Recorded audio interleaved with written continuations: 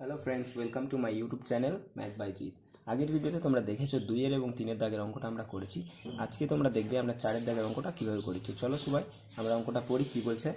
উৎপলবাবু তার জমি চাষের জন্য সমবায় ব্যাংক থেকে বার্ষিক 6% সরল সুদে হারে 3,200 টাকা 2 বছরের জন্য ধার নিলেন। 2 বছর পরে সুদ আসলে তাকে কত টাকা শোধ দিতে হবে তা হিসাব করে লিখি। তাহলে আমাদের পি কোনটা হচ্ছে আসল 3,200 টাকা, এবং আর সমান সমান বার্ষিক সরল সুদের হার যেটা 6%, এবং টি মানে আমরা যেটা সময় বলছি সেটা হলো 2 বছর। তো চলো সবাই অঙ্কটা আমরা করি আজকে। তো চলো করি। আসল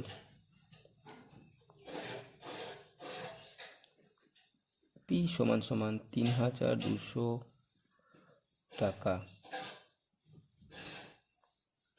সময়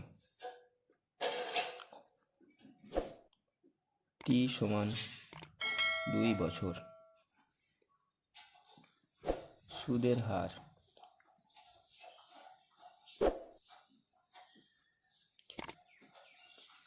সমান সমান 6%। এবার আমাদেরকে বলেছে সুদ আসলে কত টাকা দিতে হবে, তা আমাদেরকে আগে তাহলে সুদ বের করতে হবে। অতএব সুদ সমান পি আর টি বাই 100 সমান সমান 3200 গুণিত 2 গুণিত 6 বাই 100। একটা শূন্য একটা শূন্য ও দুটো শূন্য দুটো শূন্য ওপর নিচ কেটে যাবে। এবার হবে 32 গুণিত 2 64 গুণিত 6, 4 6 24, 4 হাতে থাকে 2, 6 6 36, 7 3 36, আর 2 38, 384 টাকা।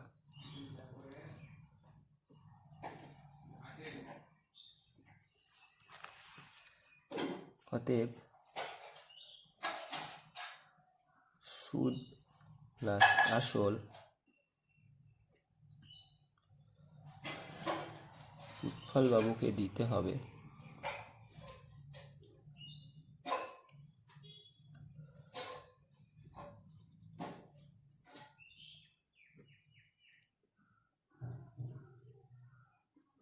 হবে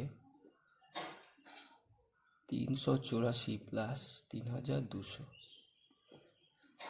টাকা সমান সমান 3,584 টাকা। কীভাবে আমরা 5-এর অঙ্কটা করব, তো চলো দেখা যাক কি করে 5-এর অঙ্কটা করা যায়। 5-এর অঙ্কতে কী বলছে দেখা যাক। বার্ষিক 5.25% সরল সুদ হারে শোভাদেবী একটি ব্যাংক থেকে কিছু টাকা জমা রাখেন। 2 বছর পর তিনি সুদ হিসেবে 840 টাকা পেলেন। তিনি কত টাকা জমা রেখেছিলেন হিসেব করে লিখি। আগের অঙ্কতে তোমরা দেখেছো আসল দেওয়া ছিল, শুধু সুদ বের করতে বলেছে। এইখানে কিন্তু আসলটা দেওয়া নেই, সুদ দেওয়া আছে, আসলটা বের করতে হবে। তো চলো আমরা আসলটা বের করি। একইভাবে আগে যেভাবে করতাম সেভাবে লিখবো আমরা। সুদের হার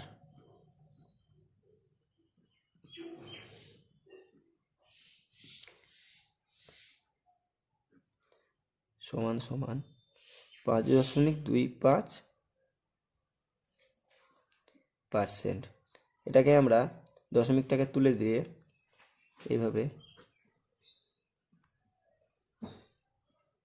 525/100%। তোমরা জানো দশমিকের পরে যটা সংখ্যা থাকে নিচে তটা শূন্য হয়। একইভাবে এভাবে করা যায়। সময় সমান বলেছে আমাদেরকে 2 বছর, এবং আয় সুদ দিয়েছে, তাই তোমরা বাংলাতে লিখে নিবা, যাকে আমরা আয় দ্বারা প্রকাশ করি সুদকে, 840 টাকা। এই অঙ্কটা করার জন্যে আগের মতো আগের সূত্রতে কিন্তু হবে না, আগের সূত্র থেকে নতুন একটা সূত্র বের করতে হবে। তো চলো আমরা পরের পাতায় অঙ্কটা করি। আমরা জানি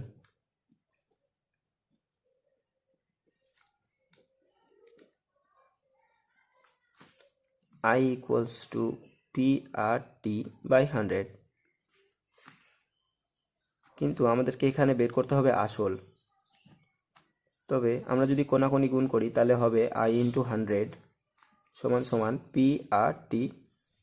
আবার যদি পি আর টিকে আমরা বাম দিকে নিয়ে আসি আর আই ইন্টু 100 তাকে ডান দিকে পাঠাই তো এমন হবে। এবং পি সমান সমান আমরা করতে পারি, যদি এখানে গুণ থাকে তো সমানের ডান দিকে গিয়ে কি হবে, ওটা ভাগ হয়ে যায় আই ইন্টু 100 বাই আর টি। তো দেখো এটা হলো আমাদের আসল বের করার সূত্র। তো আমরা এই সূত্র লাগিয়ে এখন করব। অতএব আমরা এখন পি বের করব, মানে আসল বের করব। পি সমান সমান I into 100 by R T. I সমান সমান আমরা পেয়েছি 840 টাকা গুণিত 100 বাই আর সমান সমান পেয়েছি আমরা 525 বাই 100 গুণিত টি সমান পেয়েছি 2 বছর। দেখো এই যে 100টা আছে এটাকে আমরা নিচে, সব নিচে আছে তার জন্য এটা উপরে চলে যাবে। 840 গুণিত 100 বাই 525 গুণিত 2। এবার আমরা কাটাকুটি করব। 5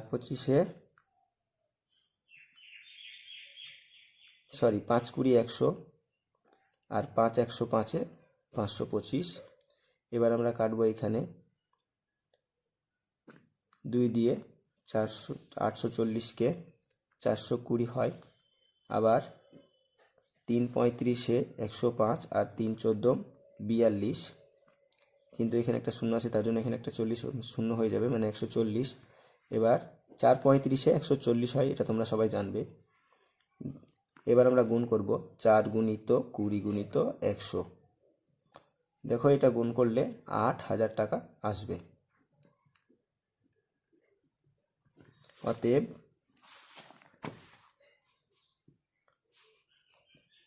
অতএব শোভা দেবী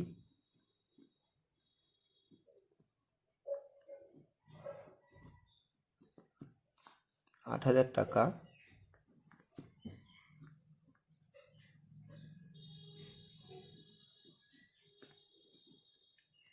কে জমা রেখেছিলেন।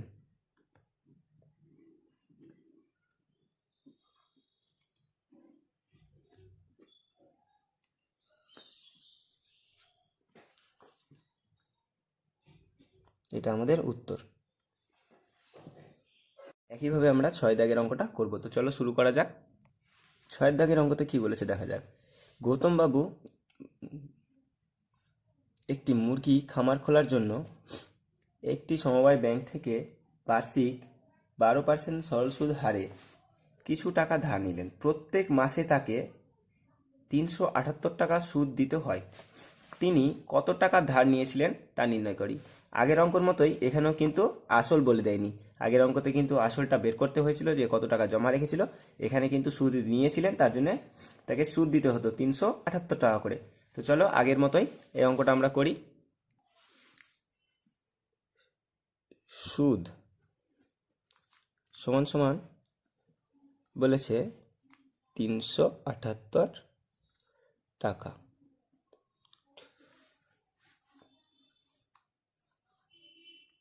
সুদের হার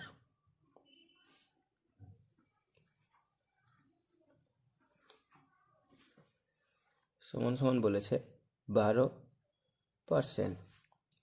সময়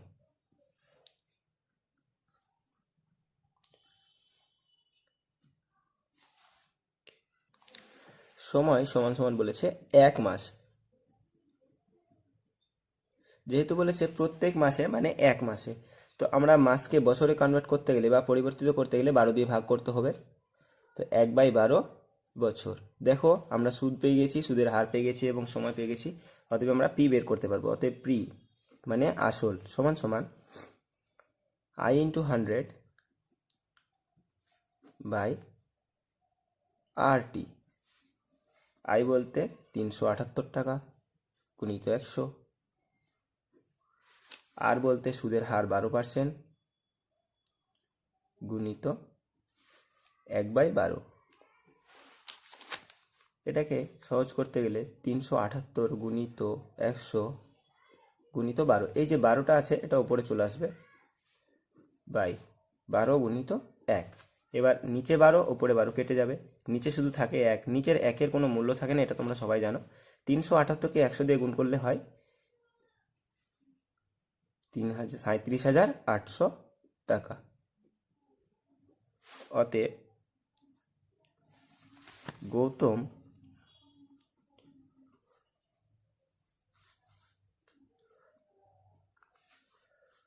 ব্যাংক থেকে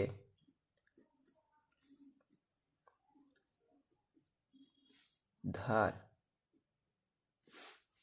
করেছিলেন